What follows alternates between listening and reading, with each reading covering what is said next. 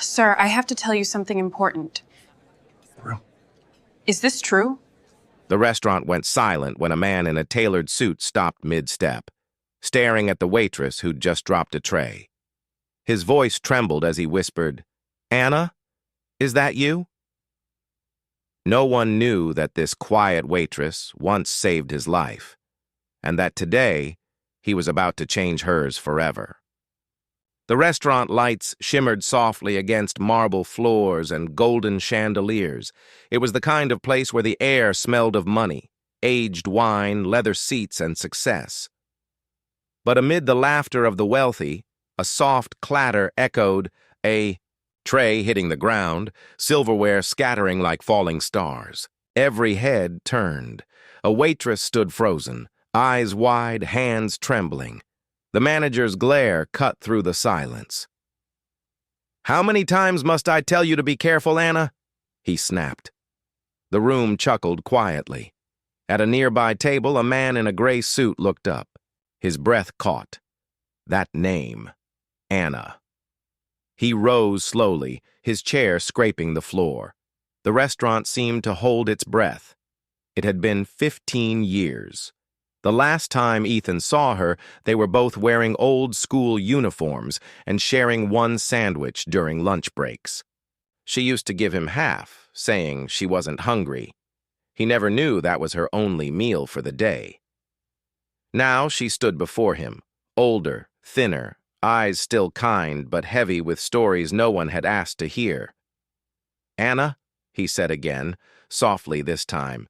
She blinked, unsure whether to smile or hide. "Ethan?" she whispered, disbelief trembling in her voice. The manager frowned, stepping in. "Sir, if you have an issue with the service, I'll send someone else." Ethan's gaze didn't move. "No, she's fine."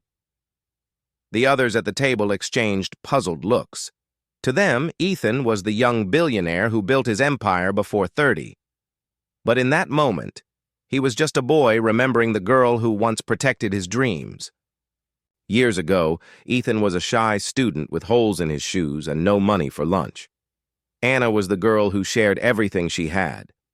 She'd work late in a bakery after school, her hands raw from kneading dough, her clothes smelling of sugar and smoke. She'd hide her tiredness behind laughter so that Ethan wouldn't feel sorry for her.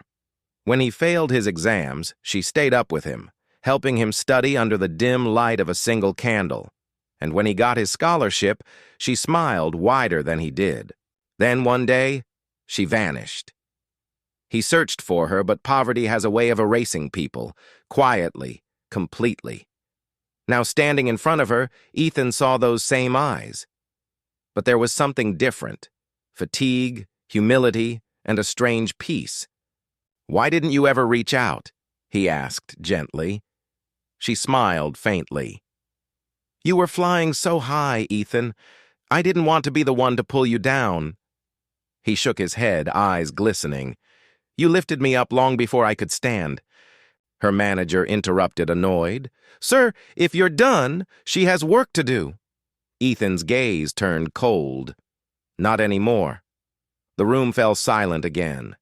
He turned to Anna. "Come with me." Anna hesitated, glancing at her apron, the broken tray, the crowd staring.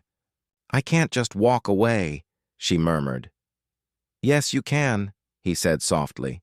"You walked beside me when I had nothing. Let me walk with you now." Tears welled in her eyes. For a moment, no one spoke.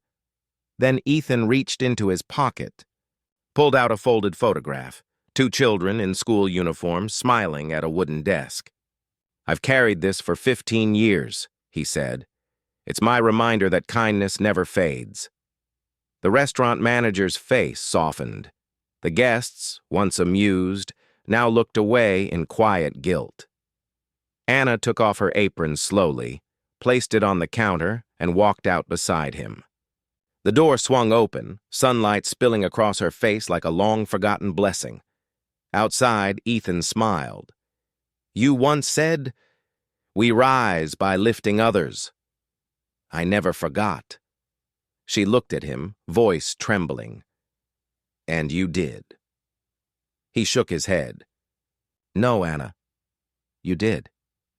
I just learned how to give back. As they walked away from the restaurant, people whispered, not about the billionaire's wealth, but about the way he treated someone the world had forgotten.